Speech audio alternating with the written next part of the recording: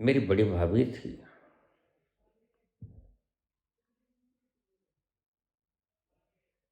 मैं जब खाना खाता तो वह भी करीब करीब बाद में ही खाना खाता। तो हालांकि मैं उससे छोटा था, तो जब वो खाना खाती तो पीठ कर लेती।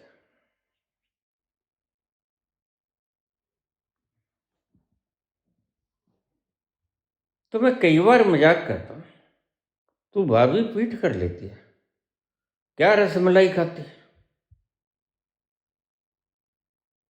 क्या हलवा पूड़ी बनाया तुमने। लेकिन वह कुछ नहीं बोलती।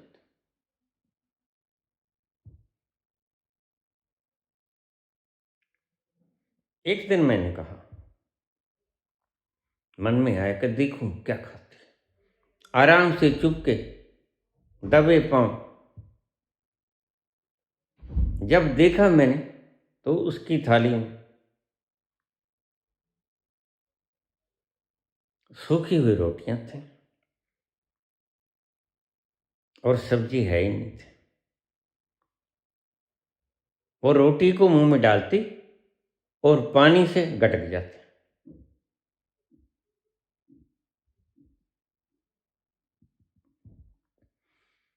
उस दिन मुझे समझ में आया कि पर उपकार क्या होता है, लांगरी का क्या महत्व होता है,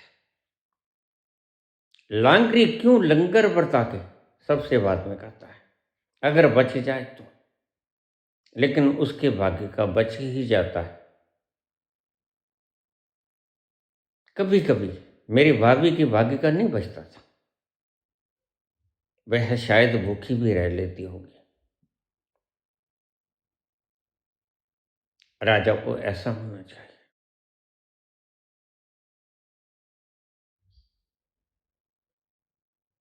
और देखो तुम परमात्मा से ठगी नहीं मार सकते। सहस सियाणपा लख होवे ता इक न चले ना। ये सिर्फ शब्द नहीं, यह सत्य है। कहाँ जाओगे ठगी मारकर। तुम्हारे मन के भ्रम है कि हम अपने बच्चों को दे जाएंगे। क्या तुम्हें पता है तुम्हारे बच्चे तुम्हारे पिछले जन्म के शत्रु नहीं हैं। अक्सर ऐसा ही होता है, जहां कुछ लेने देने का संबंध होता है उसी घर में जन्म लेते हैं बच्चे, अन्यथा किसको पड़ी है।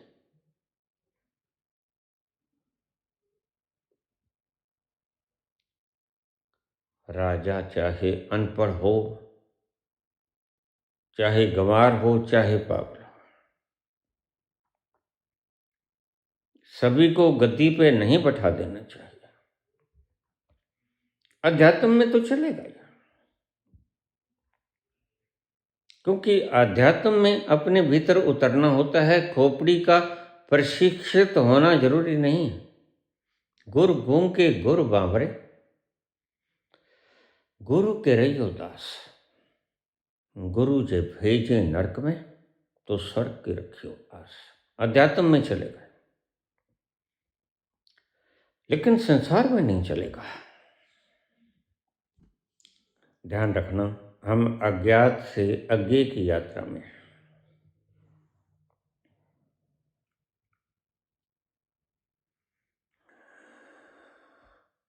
अध्यात्म में चलेगा, गुर गूंगा हो, गुर बामरा हो, कबीर चाहे अनपढ़ हो। कागज कलम छुओ नहीं, अपने भीतर जाने के लिए किसी प्रकार की बुद्धि की निष्णता होना जरूरी नहीं है।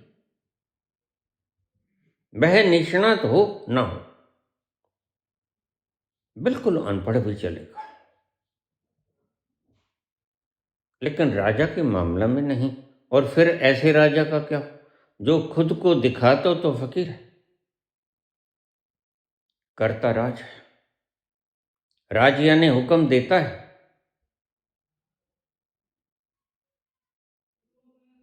सही राज तो हुक्म मानने वाला होता है। राज करते हैं फकीर, कबीर करते हैं नानक करते हैं।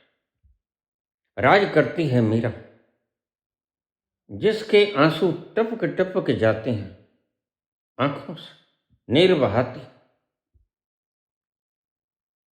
और जो विरहा के इस आलम में रूंधे हुए कंठ से बोलते हैं, जो मैं ऐसा जानती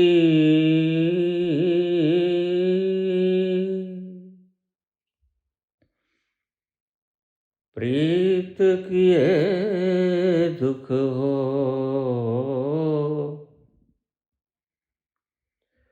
नगर ढिंडोरा पीटती,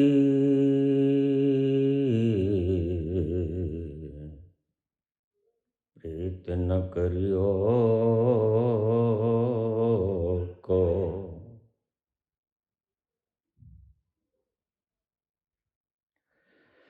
भीतर जाने के लिए बुद्धि का प्रशिक्षित होना बिल्कुल जरूरी नहीं,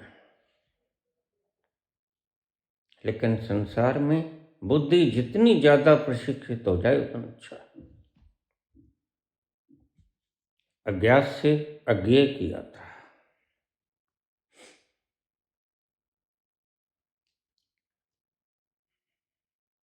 तुम्हारी समझ में शायद ना है।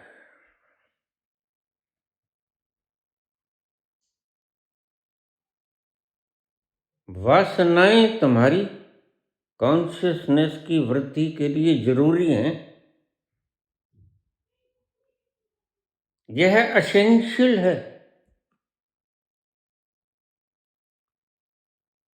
तुम्हारी कॉन्शियसनेस की वृद्धि के लिए वासनाएं, विषय, भावनाएं, विचार, यह जरूरी है। तुम चौंकोगे, तुम कहोगे हैं हम तो विषय वासनाओं को शत्रु समझते हैं। नहीं, शत्रु नहीं, मैं इन्हें मित्र कहता हूं। मित्र ही नहीं, मैं इन्हें जरूरत कहता हूं। मित्र तो कभी काम आए ना आए कोई पता नहीं।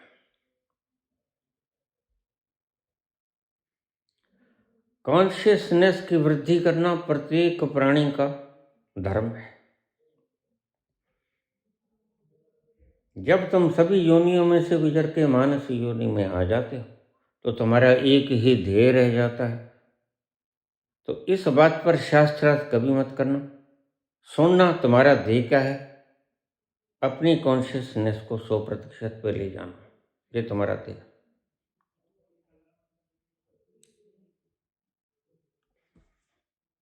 मानव जामे में जो चेतना आती है उसका एक ही ध्येय रह जाता है, 100% कॉन्शियसनेस।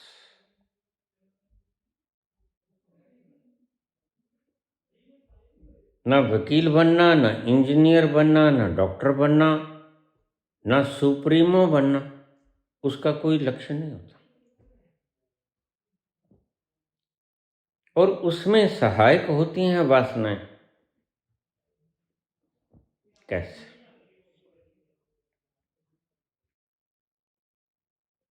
अष्टावक्र ने एक शब्द कहा है, वहां से उठाएंगे हम। अष्टावक्र कहते हैं जनक से, हे राजा, भोग से दुख मिलता है,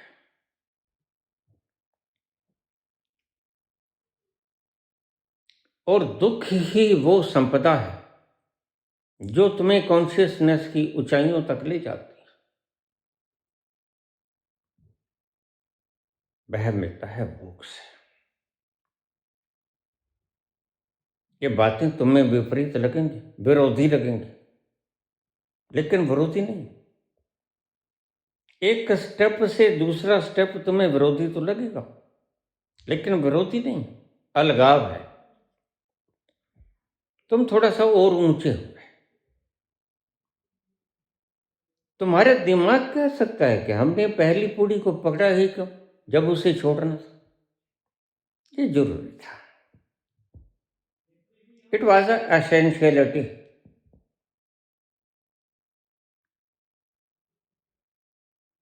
पहले स्टेप को पकड़ना आवश्यक था और छोड़ना भी आवश्यक था। इसी तरह दूसरा, तीसरा, चौथा, सभी पड़ावों को पकड़ना भी आवश्यक था और छोड़ना भी आवश्यक था। ध्यान रखना, मैं आगे की बात कर रहा हूं।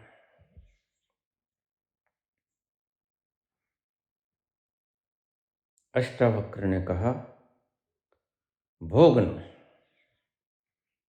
भोग से मिलेगा दुख। ऐसे ही तख्तो ताज से सजे हुए बुद्ध, हर सुख सुविधा से संपन्न, दास दासियों से संपन्न, ग्रीनरी में पले हुए, सुख सुविधा में पले हुए बुद्ध आधी रात को चोरों की तरह घर को नहीं छोड़ते थे। कोई कारण तो रहा होगा।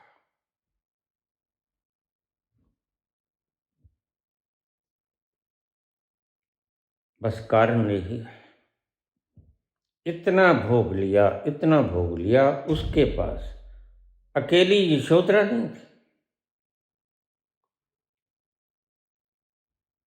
अब बुद्ध कभी इस बात का जिक्र नहीं करेंगे, लेकिन जो निष्पक्ष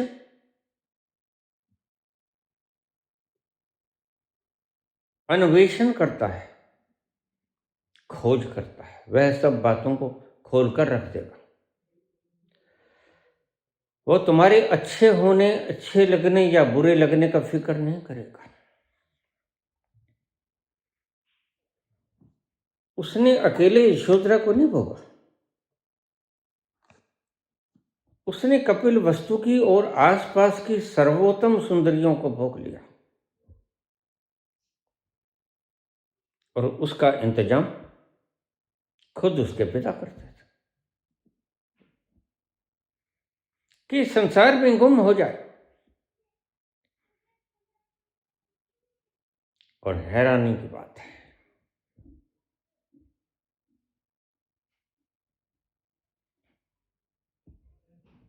जो सोचा था शुद्धोधन ने, उसका अनुभव गलत निकला। शुद्धोधन ने सोचा होगा, रंगीनियों में खोया खोया यह है,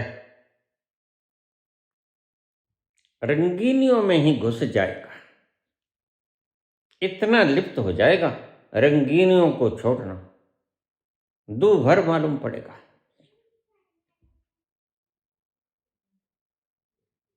अपनी जगह पर शुद्धोधन ठीक भी है,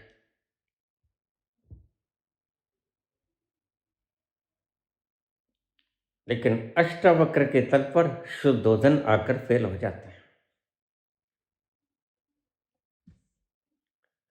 आज तुम्हें एक और मंत्र दे देता हूं, तुम त्याग करना मत,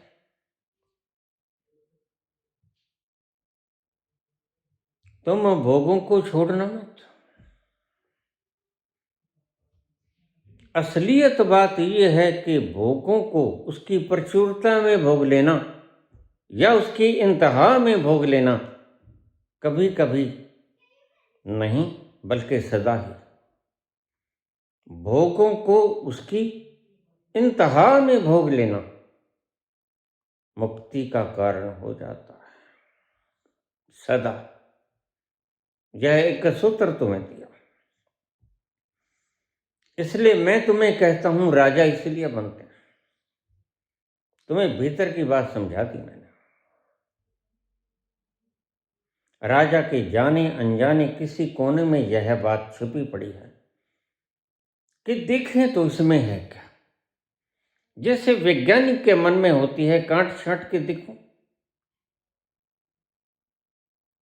खरगोश के भीतर क्या है, मेंढक के भीतर, कॉकरोच के भीतर, सांप के भीतर, आदमी के भीतर क्या है।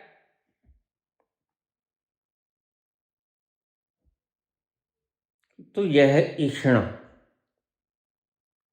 साइंटिस्ट को बहुत बड़ा वैज्ञानिक बना देती है, डॉक्टर बना देती है।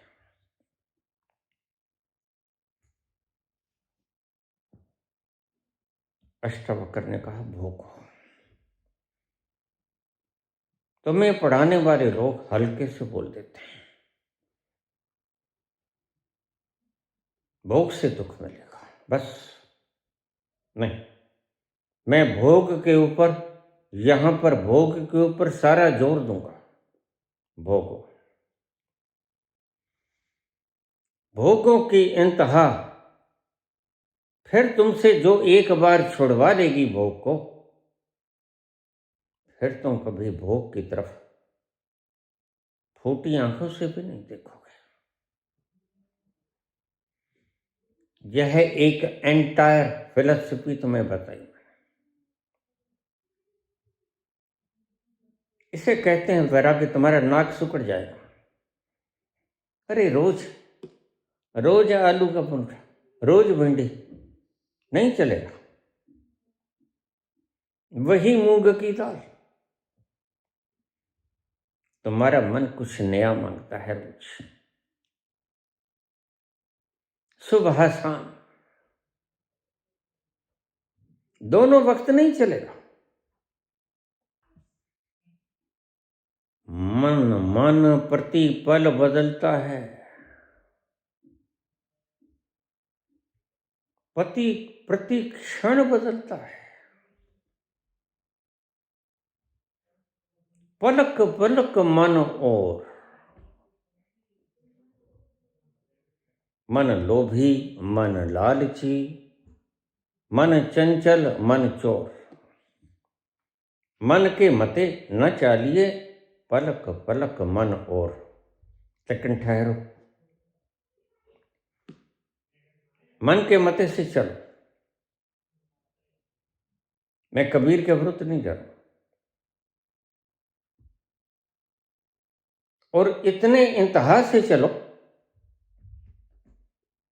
तो परिणाम क्या आएगा, तुम हैरान हो जाओगे।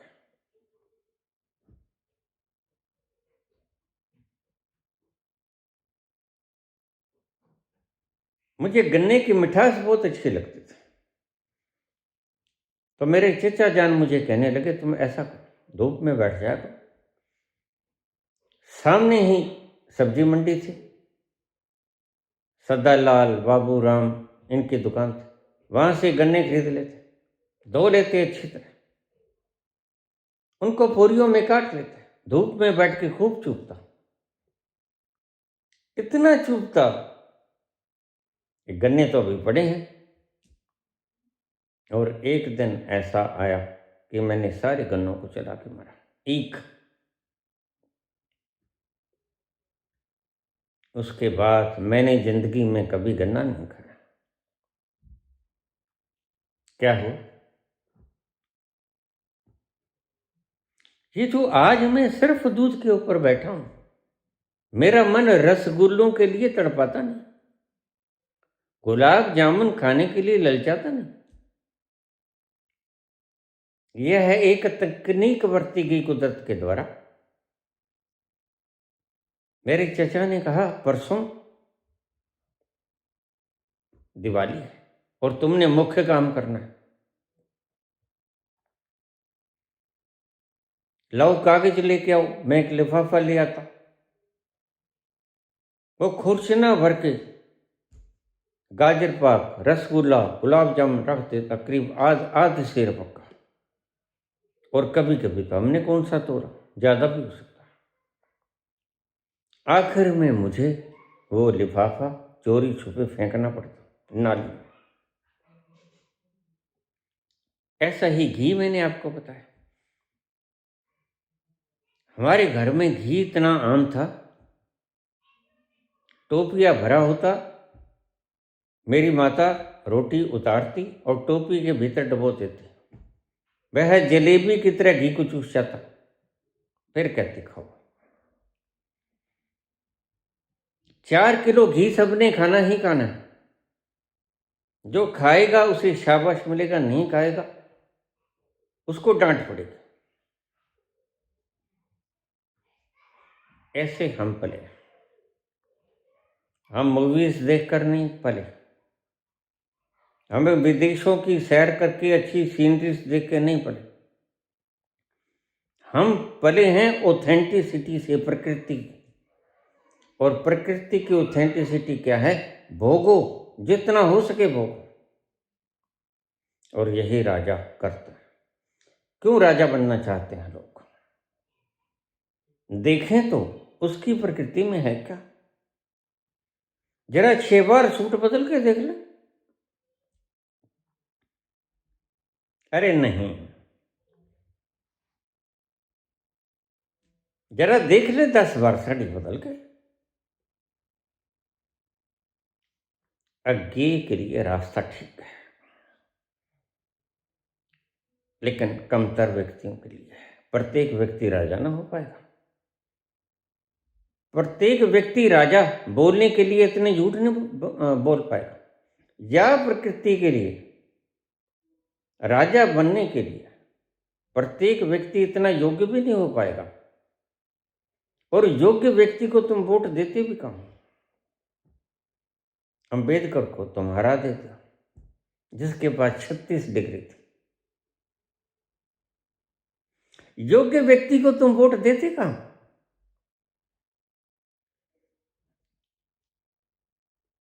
धीरे धीरे समझना बात को। राजा बनने की तमन्ना पैदा क्यों होती है? सब कुछ भोगने के कारण। और अगर राजा बनकर भी सारे देशों की सैर न की, अगर राजा बनकर भी सरकारी तेल पर उड़ानें न भरी, अगर राजा बनकर भी एपिस्टेन कांड में छोटी छोटी बच्चियों से रेप न किया, उनके शरीर के टुकड़े करके उबाल कर न खाया बिरयानी मटन, तो क्या खाक राजा बने? नहीं, हम शराब नहीं पीते। जिसे खून पीने की आदत हो वह शराब क्यों पिएगा?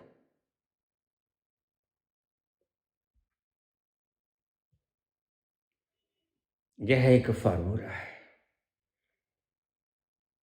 लेकिन यह कमतर लोगों के लिए है। 146 करोड़ लोगों में राजा कौन है? एक। और वह दूसरे को उठने ही नहीं देता। क्यों? सारा मैं भोग लूं। यह व्यक्ति आज नहीं कल मुक्त हो जाएगा, क्यों? इसने जाने अनजाने प्रकृति के उस नियम को अपना लिया जो नियम मुक्त करा देती है व्यक्ति को। यह जानता नहीं हो जाए, चाहे ये जानता,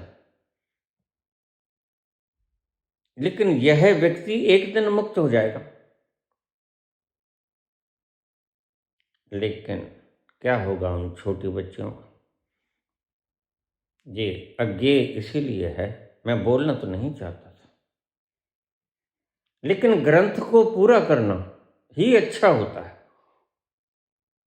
तुम अगर ठीक समझो तो इस अध्याय को लुप्त रख लेना,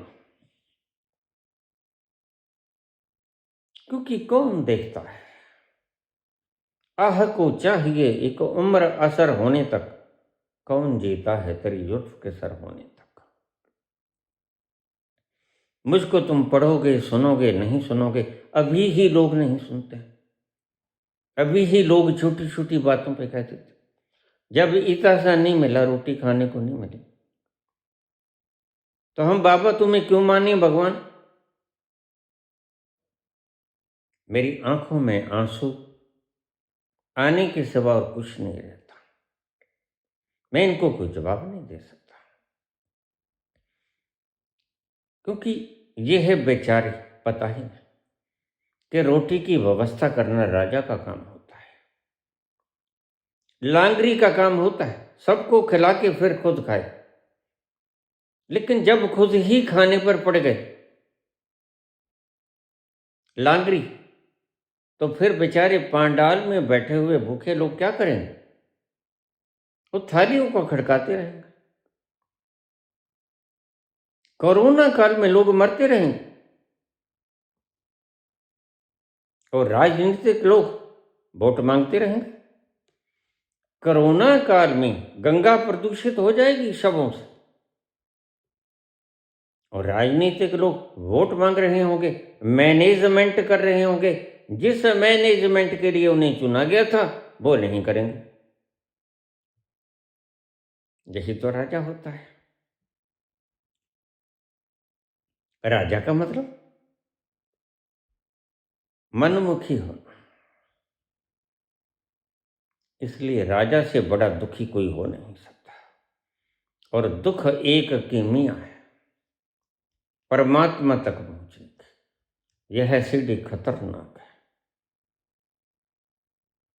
इसलिए मैं बोलने से गुरेज कर रहा था। लेकिन कोई बात नहीं, मेरे साहित्य विशेषज्ञ कंट्रोलर इस चैप्टर को चाहे तो छुपा दे, लेकिन यह चैप्टर है बड़ा प्यारा। क्योंकि कोई कोई तो बिरला होता ही है, कोई कोई तो टाटा होता ही है, कोई कोई तो सिंघानिया अंबानी अडानी होता ही है, कोई कोई तो बिल गेट्स होता है।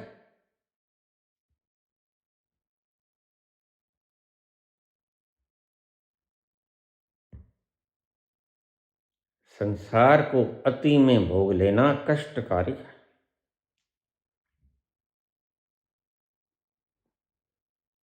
संसार को अति में भोग लेना दुखद है और दुख परमात्मा तक पहुंचने की सीढ़ी है।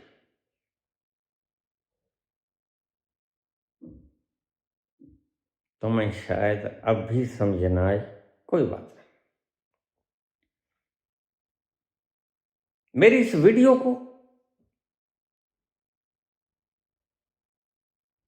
सहेज के रख लेना, डाउनलोड करके अलग से रख लेना। कोई पता नहीं, हम खुद ही इसको ढा दें। खतरनाक बात है।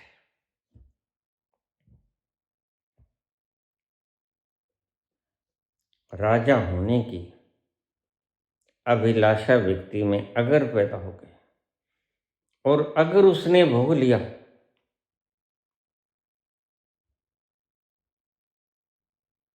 तो वह दुखी हो जाएगा। तुम सेलिब्रिटियों को देखना, ट्रंप के चेहरे बंदरों से भी बुरे होते हैं, सूअरों से भी बुरे होते हैं। क्यों?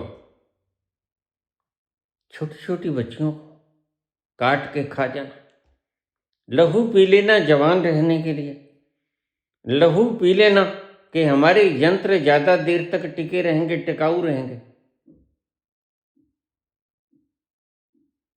ज्यादा देर तक हम जवानी का लुत्फ उठा पाएंगे। बस यही जीवन है क्या?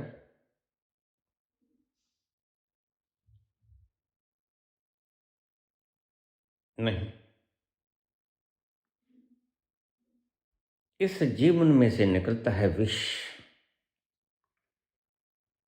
भोग तुम्हें विष की तरफ ले जाता है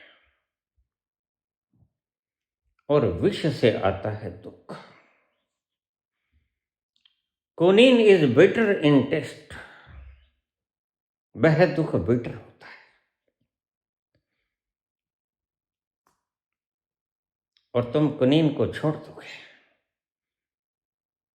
यह आर्टिफिशियल नहीं, ऑटोमेटिक है। ऑटोमेटिक त्याग है ये।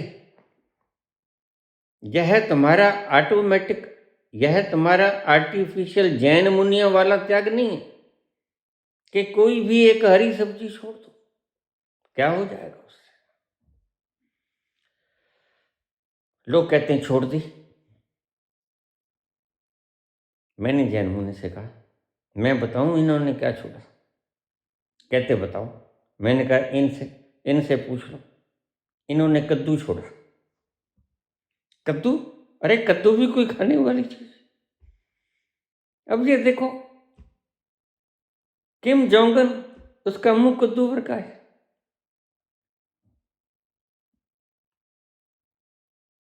यह एक दिन पहुंच जाएगा। इसने 2000 स्त्रियां अपने आसपास भोगने के लिए रखी हुई।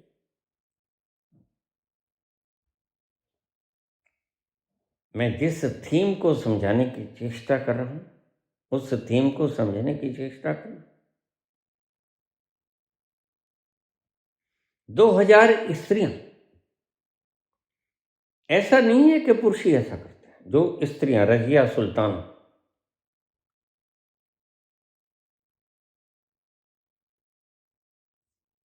ने कितने ही पुरुष अपने आसपास रखे होते।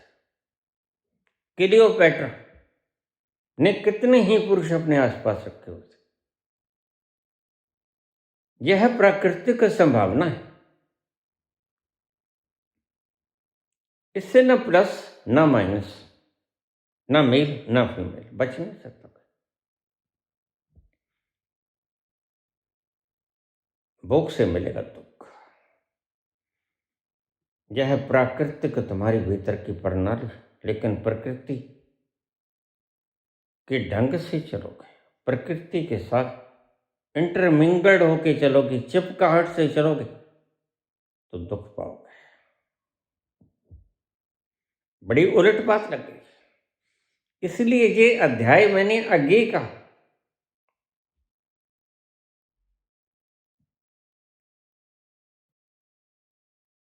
क्लिंग होके चलोगे तो दुख पाओगे, लेकिन तुम चाहते हो सुख।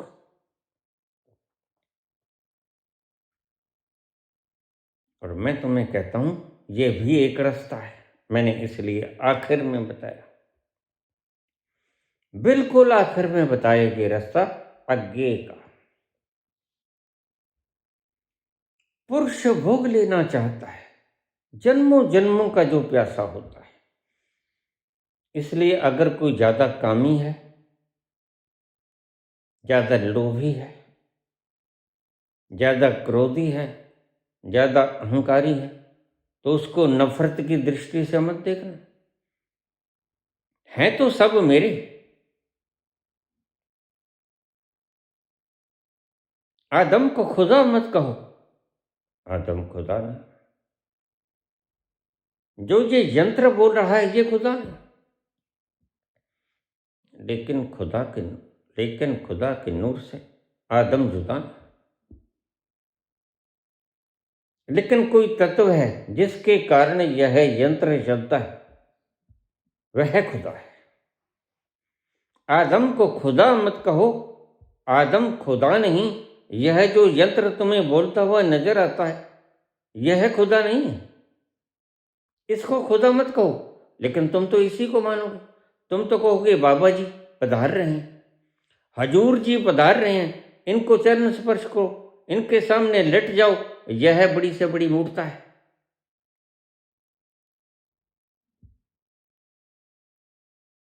ऐसा अज्ञानी व्यक्ति जिसने अपने भीतर एक छलांग भी ना लगाई, क्या आध्यात्मिक गुरु बनने के योग्य है? ऐसा मूर्ख व्यक्ति। लेकिन हां,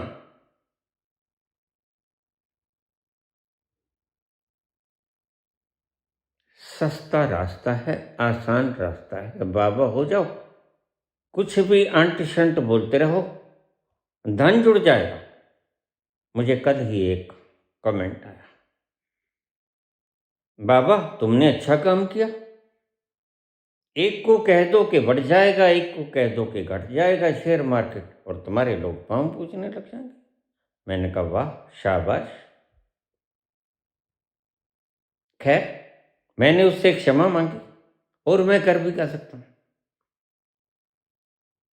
प्रवचन देने के लिए बामुश्किल अपने स्वभाव से बाहर आ पाता हूं। मेरे पास शास्त्रार्थ करने को वक्त कहां। तो मैंने चुपके से अंगूठा लगा दिया। मैंने कहा मेरी वास्तविकता बताने के लिए तुम्हारा धन्यवाद और खुदा हाफिज। और मैंने अंगूठा लगा दिया।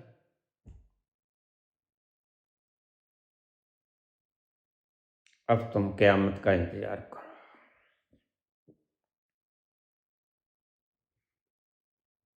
हम इंतज़ार करेंगे,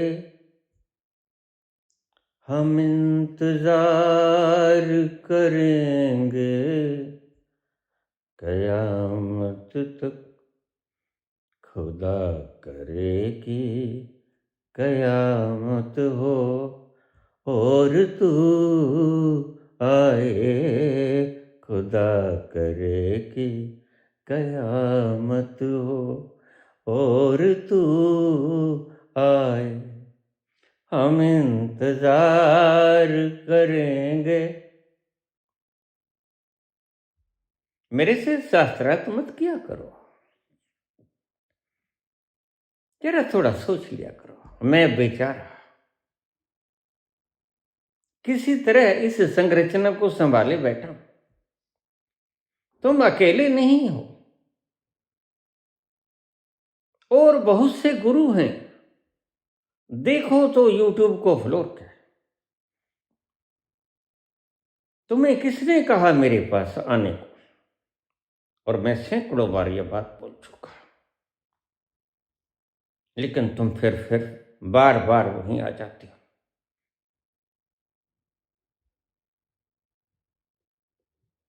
मैं शास्त्रार्थ करने के लिए समय कहां से लेके आऊं? तो मुझे एक बात का जवाब दो। हीरो पायो गांठ गठाए, मैं उस रस को पीऊं या तुम्हारे साथ शास्त्रार्थ करूं? तुम सोच लो, 1000 साल सोच लो, बाद में जवाब दे देना मुझे। मैं उस अपने भीतर के रस को पीऊं या तुम्हारी इन बातों का जवाब दूं? तुम्हारी तो शिकायतें बहुत हैं। कल किसी ने एक सवाल पूछ लिया, सवाल खतरनाक है, लेकिन इसको दिल पर मत ले लो।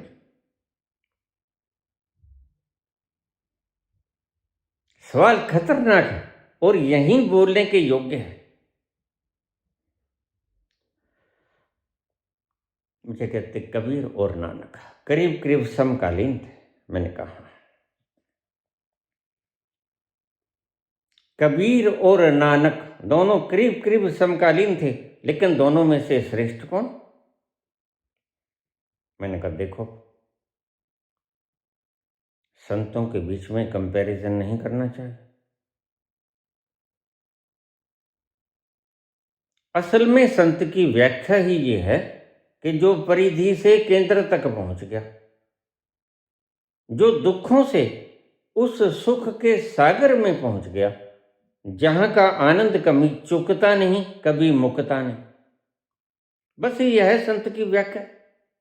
लेकिन वो तो पीछे पड़ गए। वो कहते नहीं बाबा, हम तो आपको आपसे इसका जवाब लेके रहेंगे, आप हर बात का जवाब देने में सक्षम हो।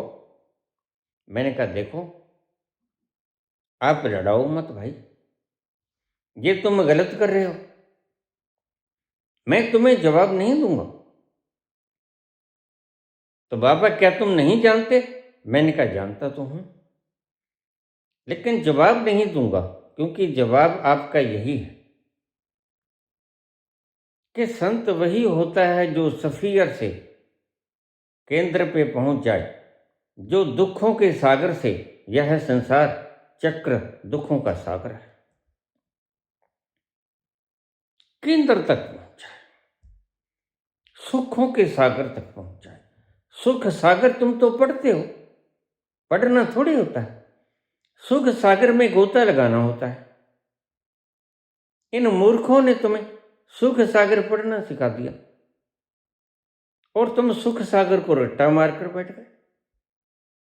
अब तुम पूछते हो बाबा, यह जो समुद्र मंथन हुआ था, उसमें जो रस्सी बनाई गई थी वो कहाँ है? मैं जरा चूम लूं उस रस्सी को जाके।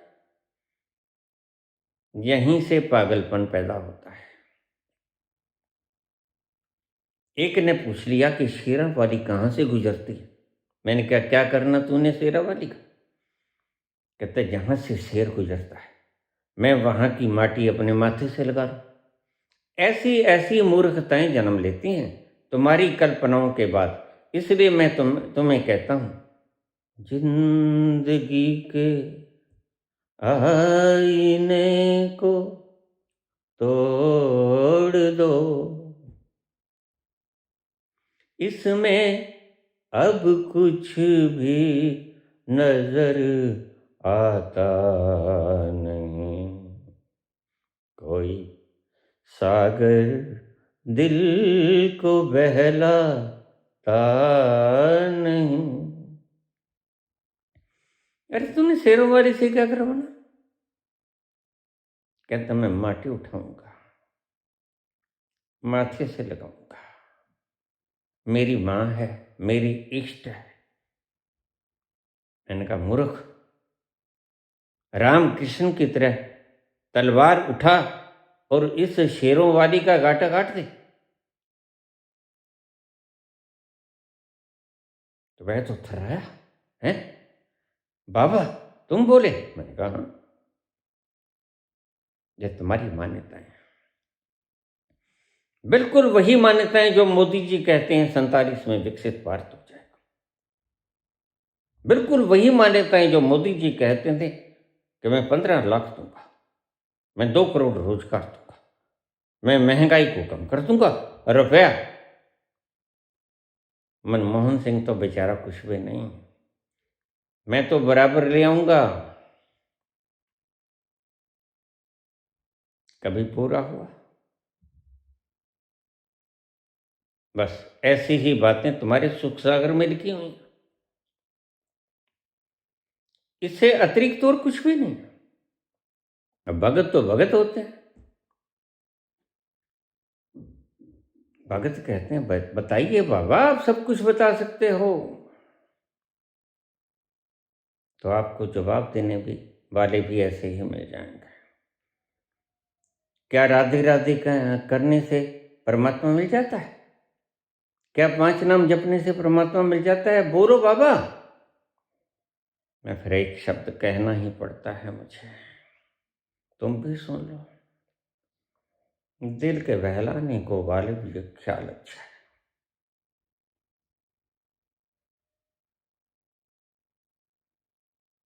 दिल बहल जाए थोड़ी देर के लिए। तुम बहस करोगे मेरा बाबा बड़ा, तेरा बाबा बड़ा, इसकी मूछें कुंडियों वाली, तुम्हारी मूछें गिरी हुई, यह तो पहले ही हार बांधे बैठा हुआ है। देखो हमारा बाबा जीत गया। मैंने कहा हाँ भाई, हम तो हारे हुए खिलाड़ी हैं। मैं तो 28 अक्टूबर 1985 को हार गया था। तुम मुझे क्या हराओगे जो है ही नहीं। वो मेरे सब्र का इम्तिहान लेते हैं, वो मेरे सब्र का इम्तिहान लेते हैं। उन्हें मालूम ही नहीं, एक सब्र ही तो होता है मुर्दे के पास। मेरे पास सब्र के अलावा और है भी क्या? मेरा अपना यहाँ कुछ भी नहीं, मेरा मैं भी तो नहीं, और मेरा भी तो यहाँ कुछ नहीं। तुम आरती में तो कह देते हो, तेरा तुझको अर्पण क्या लागे मेरा, लेकिन मानते नहीं हो कभी। कभी घर में जाके लॉकर खोल के गहने गट्टे बाहर फेंक दिए? नहीं। मन के बहलाने को गालिब ये ख्याल अच्छा है।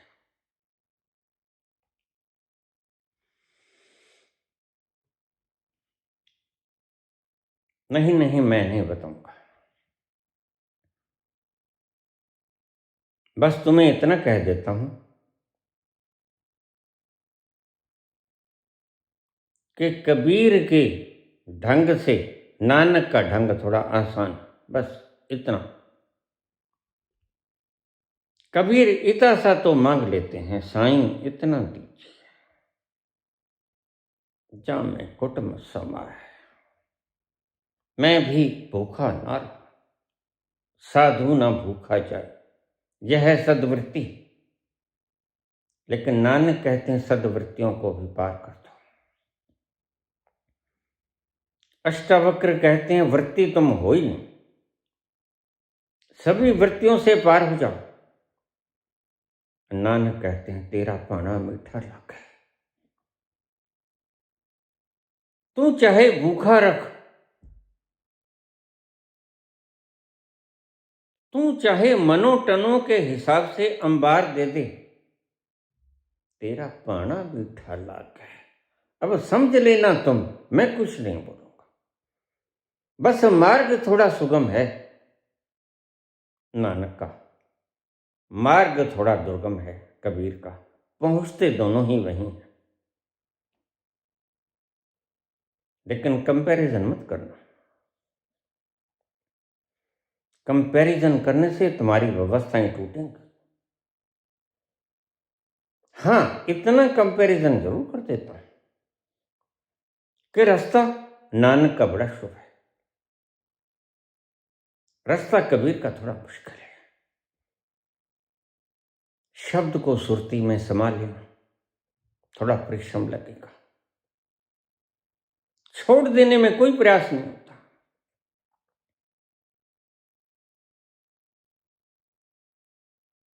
तुम देखना, बच्चा पैदा होता है मुट्ठी बंद करके आता है, पता नहीं मुट्ठी में क्या है, मरते वक्त उसकी मुट्ठियां खुल जाती हैं। देख लो, कुछ नहीं लेके चला, वह छोड़ता नहीं, मुट्ठियां खुद से ही खुल जाती हैं। अप्रयास बड़ा आसान। कबीर ने भी दोनों चीजों का इस्तेमाल किया। असल में कबीर बहुआयामी है। कबीर भी कहते हैं सहज समाधि भलो भली रे संतो, सहज समाधि भली। जो सहज से लग जाए उसकी रीस कोई नहीं,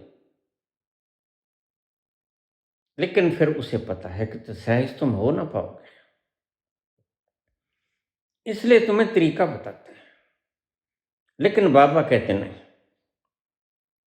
जोर न जुगती छुटे संसार, किसी युक्ति में कोई जोर नहीं, यह तो तुम्हें छोड़ना ही पड़ेगा, तुम्हें मरना ही पड़ेगा।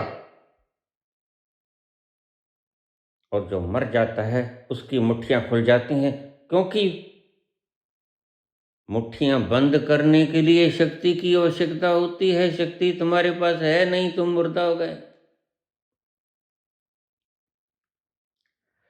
मुर्दे की तरह हो जाओ। बहुत संतों ने ये शब्द कहा, मरो मरो है जोगी मरो, मरो मरण है मीठा। ऐसी मरनी मरो जिस मरनी मर गोर कटीठा। मरनों से तुम्हारी सारी शक्ति तुम कछुए की तरह की जगह पर ले आओगे, इंद्रियों के साथ तादाद में करोगे नहीं, तुम्हारी मुट्ठियां खुल जाएंगी। तुम देखना मुर्दे की मुट्ठियां खुली होती है।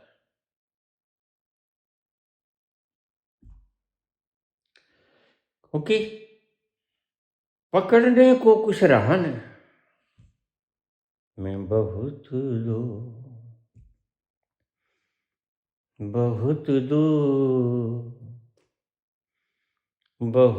दूर चला, तेरी दुनिया से होके मजबूर चला। मैं बहुत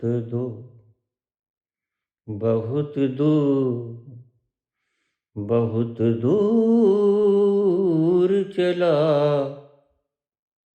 कितनी दूर पता नहीं। कभी कोई तुमसे तुम्हारा प्यारा बिछड़ा, पता है वो कहां चला गया वो? ये है अज्ञेय। दुख, प्रचुर मात्रा में इतने दुखी हो जाओ, और एक हिसाब से देखा जाए तो ये राजनीतिक ठीक भी है, लेकिन इन्हें पता नहीं। ये सोए हुए जिंदा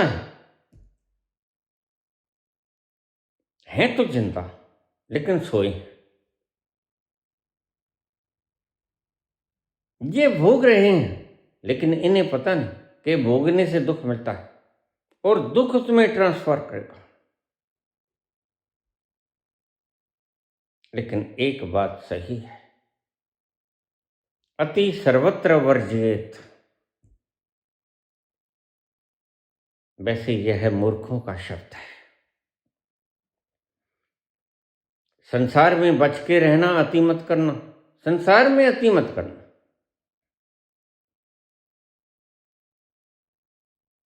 लेकिन जो अति करता है संसार में, वह ठहर भी जाता है। बुद्ध ने भोगने में अति की। सारे राजा आपको तीर्थंकर मिलेंगे जैन धर्म में। 24 तीर्थंकर हुए, सभी राजा थे। क्यों? भोग लिया अति में, और जितना अति में भोगोगे उतना अति में दुख भी पाओगे।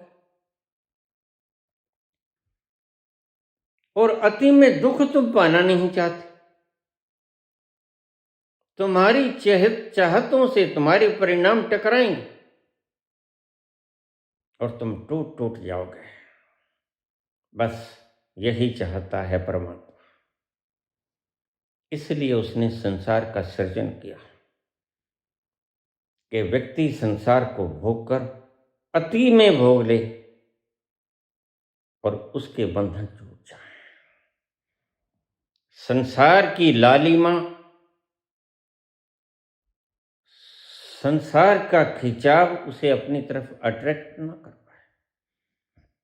संसार से वह बचे, क्योंकि संसार दुख देता है। इसलिए जिसे संसार अच्छा लगता है वह भोगे।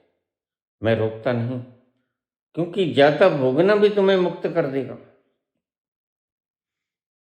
और बिल्कुल न भोगना भी तुम्हें मुक्त कर देगा।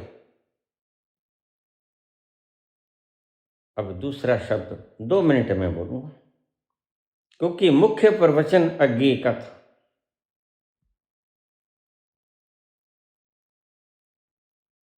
बिल्कुल न भोगना,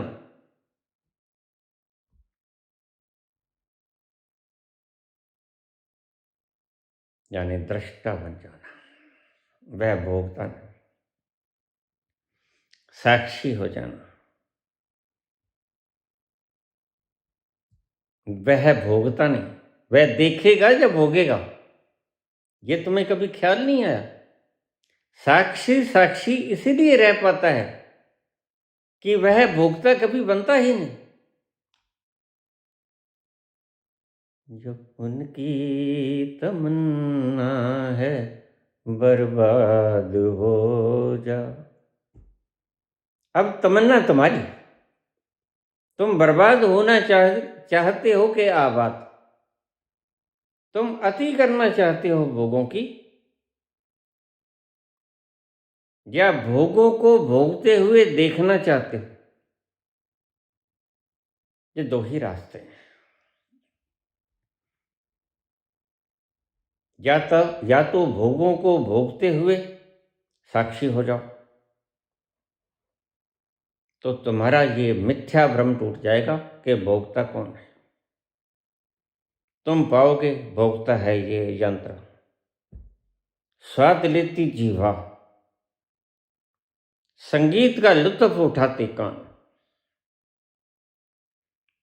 विचारों का लुत्फ, कल्पना का लुत्फ उठाता है मस्तिष्क, कल्पनाओं का संसार बुनता है हृदय, स्पर्श का आनंद लेती है त्वचा। लेकिन तुम इन्हें भोगते हुए देखना। दूसरा फार्मूला बता रहा हूं, 2 ही रास्ते हैं। दोनों रास्तों में से तुम किसी तरफ चल पड़ना, लेकिन अति से चलना। बस ये आखिरी शब्द मेरे याद रखना। Either insert yourself completely, या तो अपने आप को उसमें समुद्र में बूंद की तरह लुप्त कर दो, मर्ज कर दो, खाक हो जाओ, या फिर उस भोगते हुए खंडहर को देखते रहो, साक्षी बनकर, बिना हिले डुले। साक्षी तो तुम रहोगे ही सदा। अगर अति में भोग लोगे तो दुख होगा। यही अष्टावक्र ने कहा, भोगो, भोगने से दुख मिलेगा। दुख मिलने से वैराग्य उत्पन्न होगा। वैराग्य से उठेगी मुमुक्षा, मुक्त की तमन्ना। जब कोई तुम्हें बांध लेता है तो तुम्हारी तमन्ना होती है कैसे मैं आजाद हो जाऊं। और फिर जब तुम्हारे भीतर तमन्ना उठी कि कैसे आजाद हो जाऊं, तो तरीके भी खोज लिए जाएंगे। Necessity is the mother of invention. और फिर तुम तरीका खोज ही लोगे। दो ही तरीके, या तो अपनी पूरी शक्ति को भोगने में लगा दो। इसमें एक चीज तुम्हें कॉमन मिलेगी, इसको ठीक से समझ लो। अब मैं बिल्कुल लास्ट पॉइंट पे आ रहा हूं। या तो अपनी पूरी शक्ति भोगने में लगा दो, तो पूरी शक्ति जब भोगने में लग गई तो शेष जो बचा वह साक्षी बचा।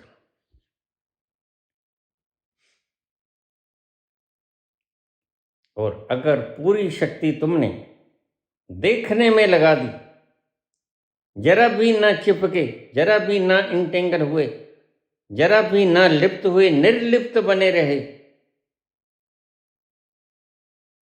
तो फिर तुम्हें साफ नजर आएगा यह जो भोग रहा है यह मैं नहीं, यह कुछ जुदा है मुझसे। आखिर में रास्ता फिर एक ही हो जाता है। वह एक रास्ता क्या है? जो भी करो कंप्लीटली शक्ति को इन्वॉल्व करके करो।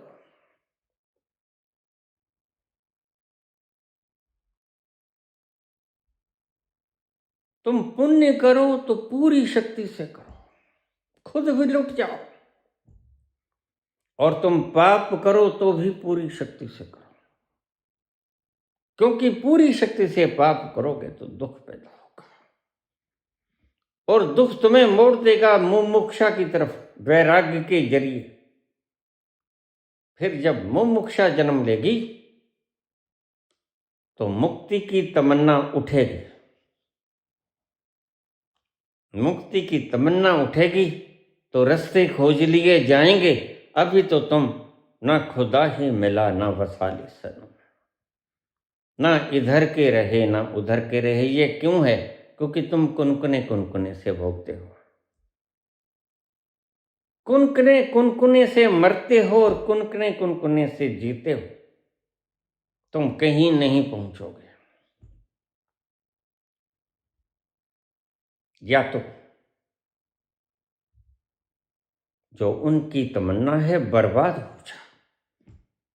परमात्मा तुम्हें एक ही रास्ता कहता है कि जो भी कर कंप्लीटली इंसर्ट हो जा उसमें, तो पुण्य कर या पाप कर, इसमें कोई फर्क नहीं पड़ता, क्योंकि मेरा कुछ घटेगा नहीं और मेरा कुछ बढ़ेगा नहीं।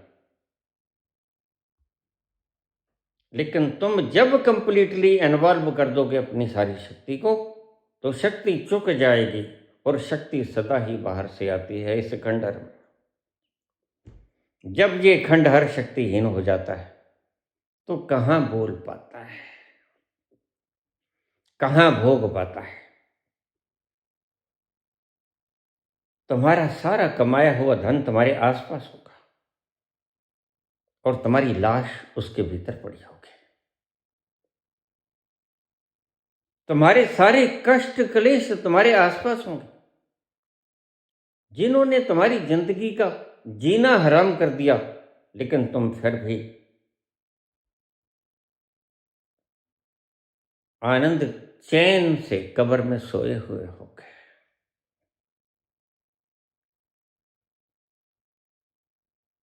एक ही फार्मूला, दो तरकीबों से बोल दिया मैंने। यह दूसरा शब्द था आगे। जो भी तुम कुछ करो पूर्णता से करो, क्योंकि पूर्णता ही तुम्हें मुक्त करेगी।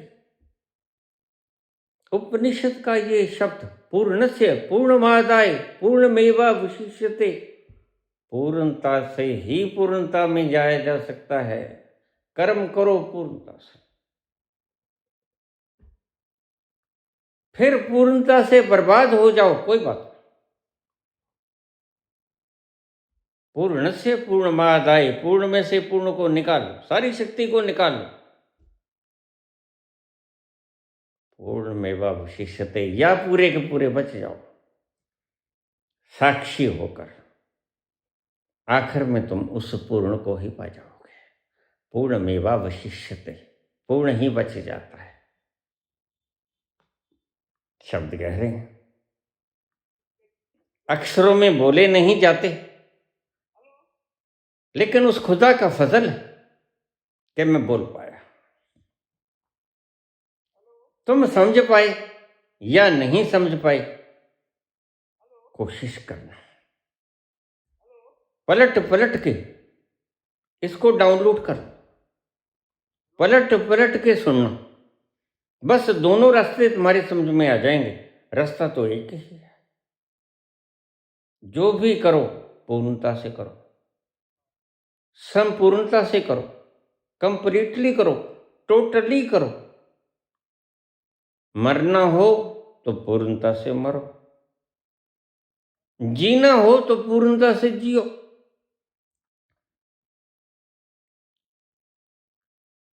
कुनकने कुनकने मत जियो और कुनकने कुनकने मत मरो। तुम कुनकने कुनकने ही मरते हो और कुनकने कुनकने ही जीते हो। उम्रे दराज मांगकर लाया था चंद रोज, 4 रोज। उम्रे दराज मांगकर लाए थे 4 रोज, 2 आरजू में कट गए, 2 इंतजार में। बाकी क्या बचा? कुछ नहीं बचा। 2 लम्हे कट गए आरजू में, यह मिल जाए, वह मिल जाए, वो मिल जाए,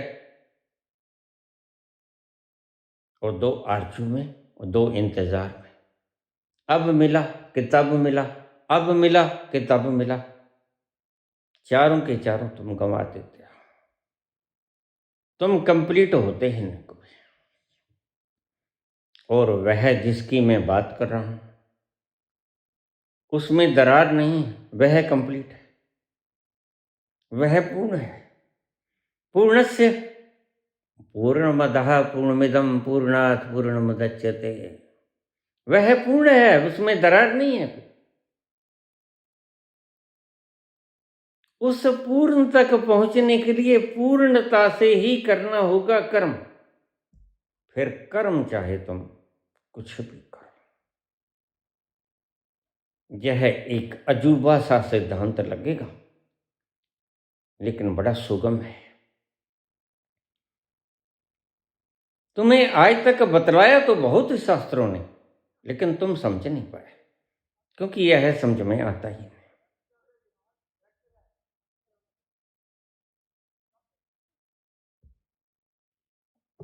Whatever you do it completely, do it perfectly. Whatever you do it with full dedication. कुछ भी करो, मैं नहीं कहता पाप करो, मैं नहीं कहता पुण्य करो, मैं कहता हूं जो भी करना चाहते हो करो, लेकिन करो पूर्णता से।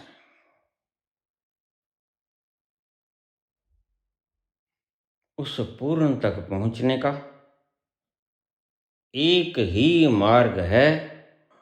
Whatever you do it perfectly with full dedication. उस पूर्ण तक पहुंचने का यह फॉर्मूला है कि पूर्णता से करो। समझ आ गई? नहीं आएगी? फिर से समझना, फिर से सुनना, समझ आ जाएगी, थोड़ा सा इशारा मिलेगा। तुम तो बोलते हो तो तुम्हारा ध्यान 1000 तरफ होता है। कहाँ है पूर्णता? कहाँ है? फुल डेडिकेशन नहीं है तुम्हारा। You are not completely doing.